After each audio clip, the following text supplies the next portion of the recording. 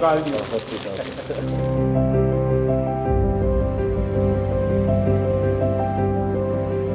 हिंदुस्तान के गांव का एक लड़का जब दुनिया में नाम रोशन करता है तो अच्छा लगता है।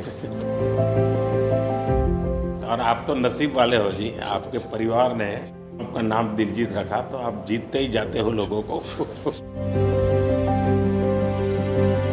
हम पढ़ते थे, मतलब ये लिखा हुआ सब जगह और खुद कि मेरा भारत महान, लेकिन मेरा भारत महान मैंने इस टूर में एक्चुअल जाना सर। जब मैं भारत घूमा ना जी पूरा, तो मेरे को पता चला ये क्यों कहते हैं मेरा भारत महान। सचमुच में भारत की विशालता एक अपना शक्ति है हाँ जी। जी सर। ये बेनिफिट जनसंख्या इसलिए मिलता है ऐसा नहीं है, हम लोग एक वाइब्रेंट सोसाइटी है। आपकी जर्नी से भी सर हम जब देखते हैं तो मतलब आपने कितना अपनी इकाइयों में हिमाचल चले जाना और सब हाँ, कुछ छोड़ देना और फिर भगवान का इतना आशीर्वाद हो जाना, ये बहुत बहुत मतलब ये भगवान की मर्जी ही है। उसके बिना क्या होता है। 100%। हमारे देश में हर इंसान पौधे में भी परमात्मा देखता है। 100% देखते हैं, मतलब हम वेस्टेज नहीं करते हैं। हाँ थ्रो अवे कल्चर वाले लोग नहीं नहीं है, है। रिसाइकल रीयूज अभी दुनिया में नाम आया है, हमारे तो ब्लड में है। हाँ जी दुनिया को इसका पता नहीं है। जी, कभी आप अपने कार्यक्रमों के द्वारा ये ज़रूर कर सकते हैं जी। कि भारत के लोग पर्यावरण की रक्षा कैसे करते कैसे हैं। करते हैं? अब जैसे मैंने अभी ये कार्यक्रम चलाया, एक पेड़ माँ के नाम, अपनी माँ को याद करते हुए, माँ जिंदा है तो माँ को साथ ले जाओ और पेड़ लगाओ, माँ की जीवन स्मृति बन जाएगी वो।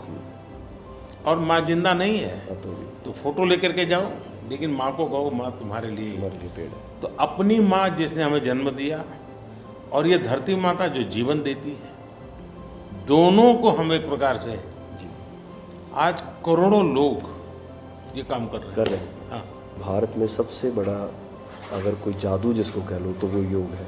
और जिसने योगा को अनुभव किया है वो उसकी ताकत जानता है। हाँ जी सर। आपको ये बाहर जाते हैं तो अनुभव क्या आता है, संगीत के इतने बड़े समारोह में जाते हैं तो बाकी लोगों की भाषा, उनकी स्टाइल, नए इमोशंस होते हैं। जी जी सर, मेरे को लगता है सर जैसा उन्होंने बना दिया एक कोचेला को एक फेस्टिवल, या और भी फेस्टिवल्स बड़े होते हैं, हम तो बहुत ज़्यादा बड़े कर सकते हैं यहाँ पे सर। और लोग दुनिया भर से ट्रैवल करते हैं ऐसे फेस्टिवल्स के लिए।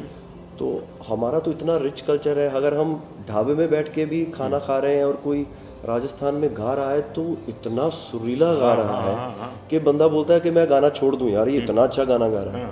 और मैं प्रोफेशनली गाता हूँ, ये बंदा प्रोफेशनली गा भी नहीं रहा और मेरे से अच्छा गा रहा है। इतनी ज़्यादा उनके अंदर कला है। वो लोग बना के बैठ गए, और अगर हमारे इधर कोई ऐसा डेवलप होगा तो दुनिया भर से लोग मेरे मन में एक कल्पना है, आ सकते हैं सर। मैं सोच रहा था कई वर्षों से, लेकिन अब वो मैं इसको कर रहा हूँ। वेव्स, मेरा मत ये है कि इतना बड़ा देश और दुनिया की सबसे ज़्यादा फिल्में यहाँ बनती हैं। हाँ जी सर। दुनिया में सबसे बड़ी क्रिएटिव इंडस्ट्री यहाँ हो, यहाँ है जी, मिल रहा है। तो मैं यहाँ वेव्स एक बहुत बड़ा मूवमेंट खड़ा कर रहा हूँ और दुनिया की क्रिएटिव वर्ल्ड को मैं इकट्ठा करने वाला हूँ अप्रैल में जी। अब दुनिया का क्रिएटिव वर्ल्ड का सेंटर हिंदुस्तान। हिंदुस्तान मैं एक बार जर्मनी की चांसलर मर्कल जी तो हम मिले, तो उसने मुझे संगीत का विषय निकाला। तो मैंने उसको कहा कि मेरे देश में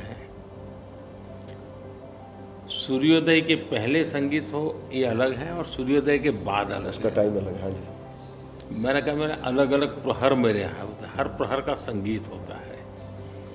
फिर मैंने कहा सैड सिचुएशन है तो एक संगीत है, जॉय है तो एक है। तो फिर उनको बड़ा इंटरेस्ट लिया।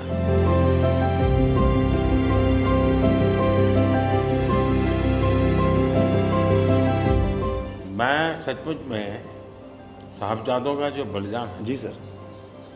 लेकिन सिख परंपरा ने उसको जिस प्रकार से निभाया है, जी अद्भुत है। मैं तो पंजाब में रहा हूँ तो मुझे मालूम है, माता गुजरी और 7 दिन तक लोग सोते नहीं और घर, सच्ची नीचे सच्ची सोते ज़मीन हैं। पे सोते हैं जी। हाँ जी, हाँ जी, मुझे खुद को बड़ा इमोशनल अपील करता था। हाँ जी, तो फिर मैंने यहाँ आकर के 26 दिसंबर को हाँ जी, बात वीर बाल दिवस मनाता हूँ। हाँ जी, और मैं देश के हर बच्चा को चाहता हूँ कि वो समझे कि कैसे वीरता होती थी, जी सर, आस्था क्या होती थी। कच्छ के अंदर लखपत में गुरुद्वारा है। 2001 में जब भूकंप आया तो उसको काफ़ी नुकसान हुआ गुरुद्वारा को। गुरु नानक देव जी वहाँ रहे थे तो मुझे बड़ी गहरी चोट पहुँची। तब तो मैं मुख्यमंत्री नहीं था, लेकिन मैं तब एक वॉलेंटियर के रूप में वहाँ कच्छ में काम करता था। अच्छा जी, भूकंप के 9 महीने के बाद मैं मुख्यमंत्री बना। जी सर, तो मैं कच्छ गया और मैंने पहला काम तय किया, मैं एक गुरुद्वारा को बनाऊंगा। बड़ी बात। लेकिन मैंने दूसरा तय किया कि मैं वैसे ही बनाऊंगा जैसा उस समय बना था। तो ऐसे लोग कौन मिलेंगे, तो मैंने बहुत ढूंढा मिट्टी कहाँ से मिलेगी उस प्रकार की।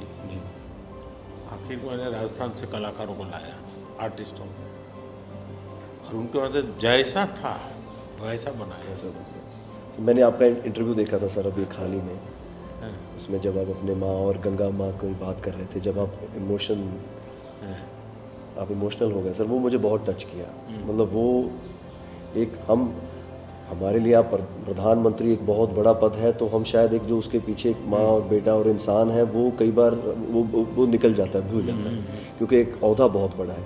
लेकिन वो जब आप अपने माँ को लेके और गंगा मैया को लेके, वो जो आपका वो दिल भरा, वो टच होता है सर, पता चलता है कि ये एक्चुअली ये दिल से बात निकली है, तभी दिल तक गई। सर ये हमने इंडिया की तरफ से ये पहला सबसे बिगेस्ट टूर हुआ है कि हमने जितने देशों में शोज़ किए, पहली बार स्टेडियम शोज़ किए सर हमने। ये इस साल जैसे टूर कल्चर हमारे कम था हमारे। अहमदाबाद में कहाँ किया आपने? गिफ्ट सिटी में? हाँ जी, हाँ जी, अच्छा। हाँ जी, हाँ जी सर। वो गिफ्ट सिटी भी एक मेरा बड़ा ड्रीम प्रोजेक्ट। हाँ जी, हाँ जी सर, हमने सबने हमको बताया सर, हम जब जलेबी फाफड़ा भी खाया और सबने बताया। सबसे बड़ी बात है, मैं आपकी तारीफ करने के लिए नहीं कह रहा, नहीं सर, इस शोहरत को पहचाना। और मैं आपके व्यवहार से देखता हूँ, लोगों से सुनता हूँ कभी कभी, तो मुझे लगता है कि आपके माता पिता के संस्कार का हो या गुरु की कृपा का हो, आपने इन सारी चीज़ों को पचाया है, शुक्र। उछल नहीं पड़े।